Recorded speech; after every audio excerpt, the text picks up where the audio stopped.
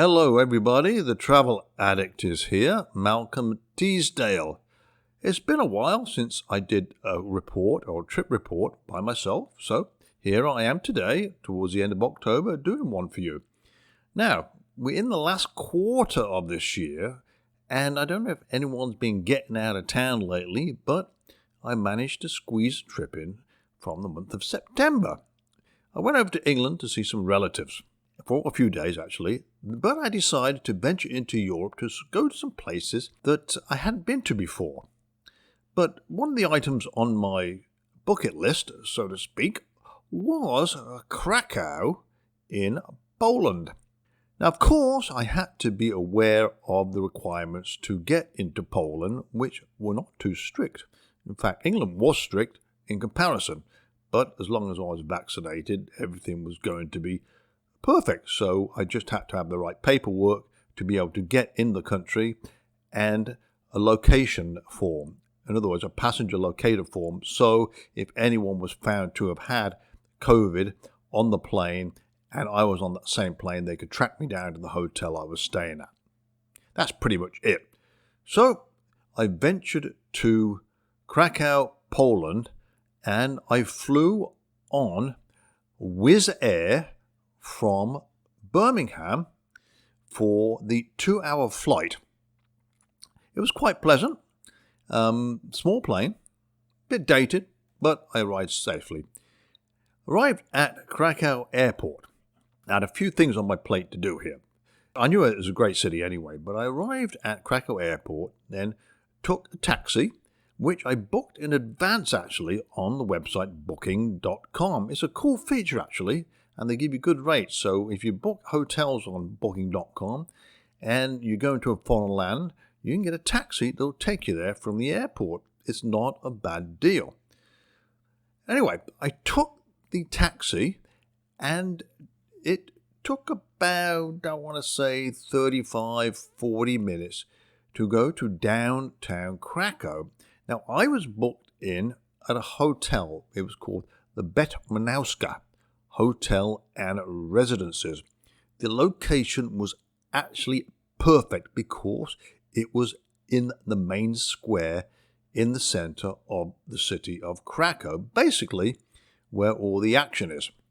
Now, the taxi couldn't get right in front of the hotel. It dropped me at the end of the street, so I had to walk about, I want to say, 50 yards round the corner and get into the hotel. This is an old building, actually, a lot of character. So I took the rickety elevator up to the 3rd floor after checking in. I was in my room, and I was surprised it was quite pleasant. Now, there's a number of things you can do in Krakow, and you've probably heard of these. My main reason for going to this city was a chance to visit Auschwitz, the salt mines, and Schindlers Factory. Remember Schindler's List, the movie? Yep. And, it was actually just outside of Krakow. In the outskirts, I should say. Well, the factory is still there. Obviously changed now, but we'll get into that later on. Now, here's the key. I am not one for organised tours, and I really had no choice for it was pretty extensive, a guided tour which lasted 11 hours.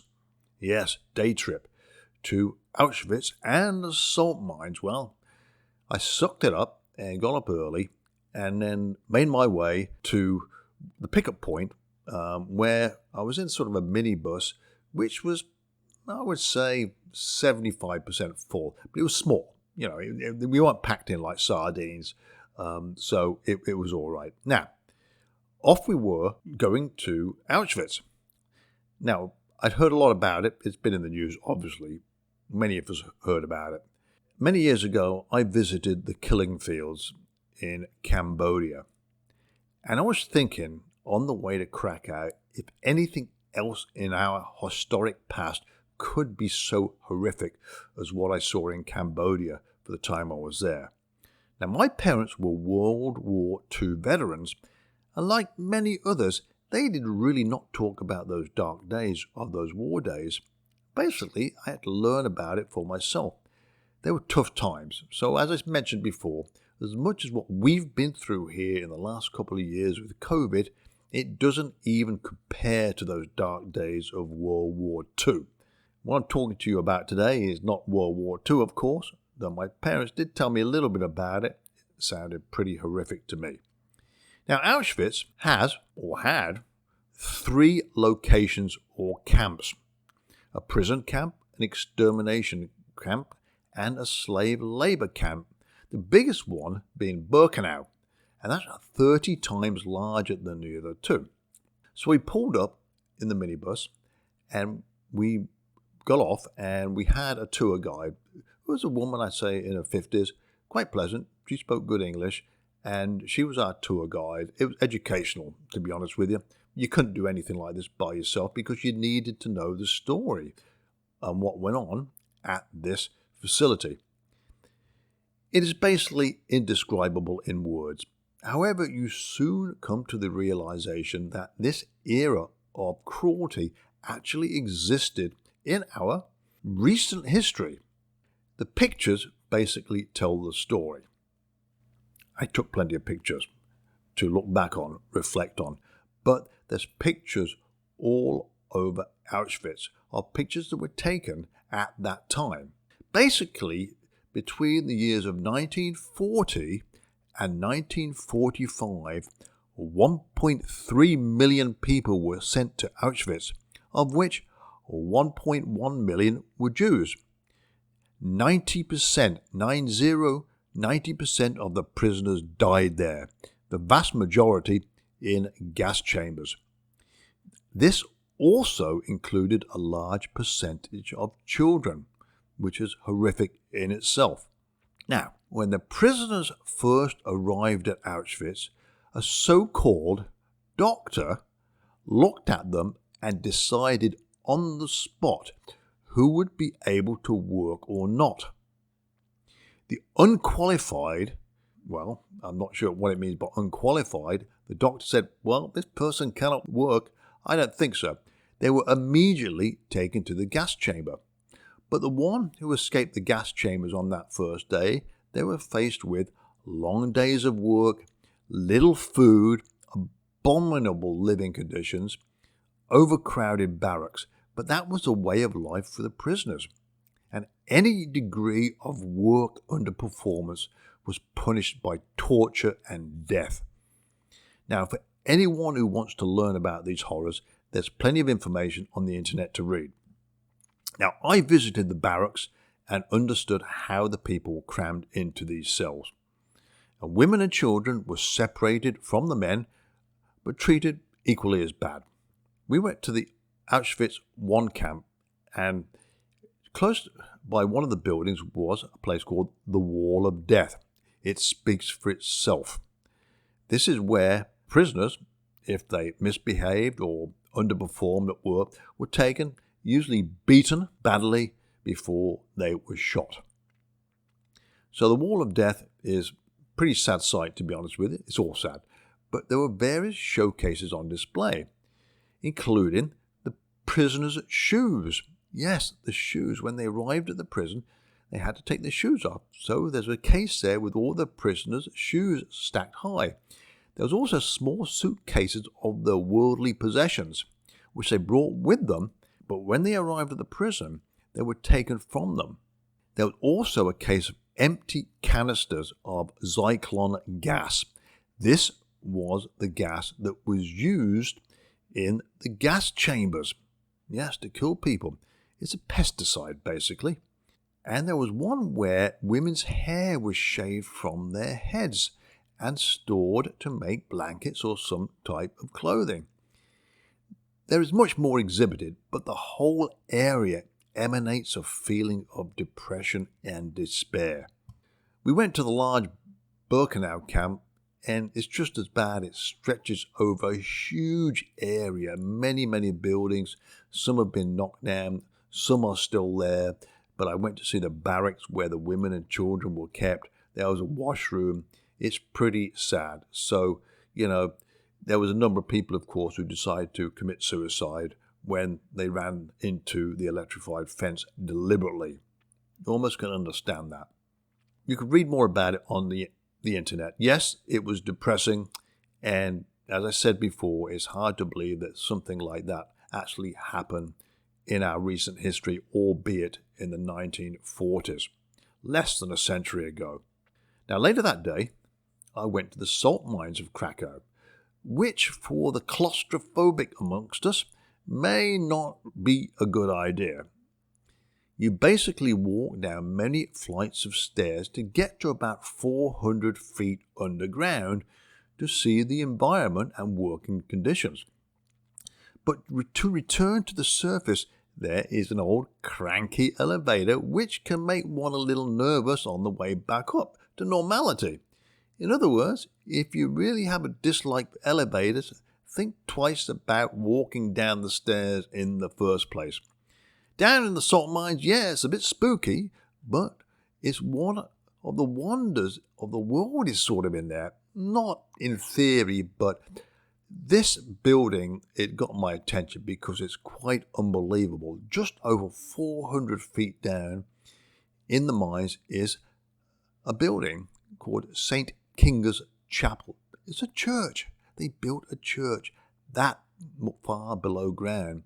It's almost incomprehensible how it was even possible to build such a place, but it really is something of beauty. Now, Krakow Main Square is very lively and includes the spectacular St. Mary's Basilica. The perimeter of the square is full of cafes, restaurants, and yes, there is a Starbucks and a Hard Rock Cafe. Yes, you can go on horse and carriage rides around the area. It's a great idea, providing the weather is decent. The area is safe all the time, and safe apart from pigeons in flight, as there are many of them and they are distracted due to their constant lookout for food droppings. I had 2 near misses. I walked plenty around the city and even visited Schindlers Factory. So remember that movie, Schindler's List, with, I believe, Liam Neeson. So from my hotel, I would say it was a good half-hour walk. So I saw the factory, but mainly it's full of pictures. Okay, there wasn't machinery there anymore, just mainly pictures. Pretty bad. And also, on the way back, went through the Jewish section of town and went in a couple of synagogues, all very thought-provoking. Now, a busy 3 to 4 day visit in Krakow with a packed agenda will fulfill your needs as well as being extremely educational. And of course, they've got the horse and cart rides.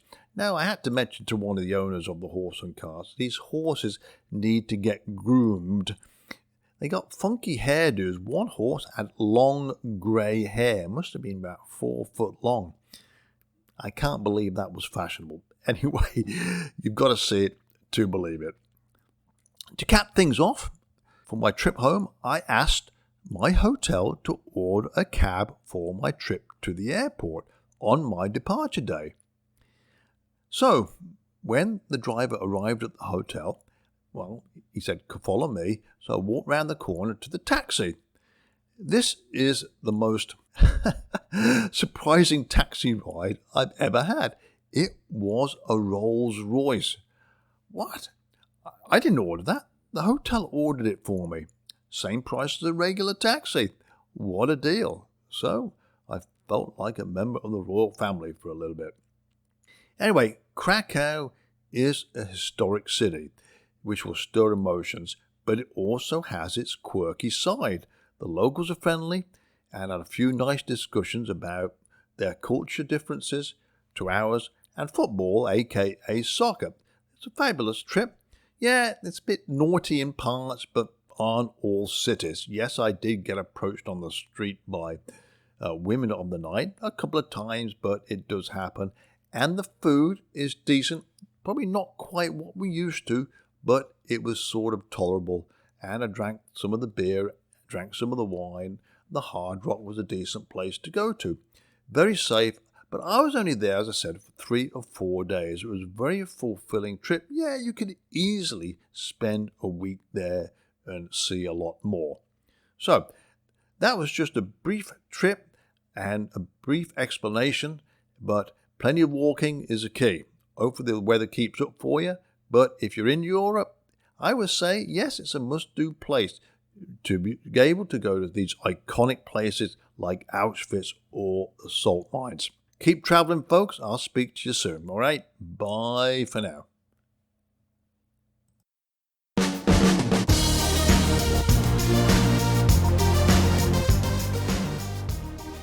Many thanks for joining me today. This is Malcolm Teasdale signing off. Before I do, please check out my website, malcolmjteasdale.com, for more information about my travels around the world. Okay, folks, talk to you later. Bye for now. Stay safe.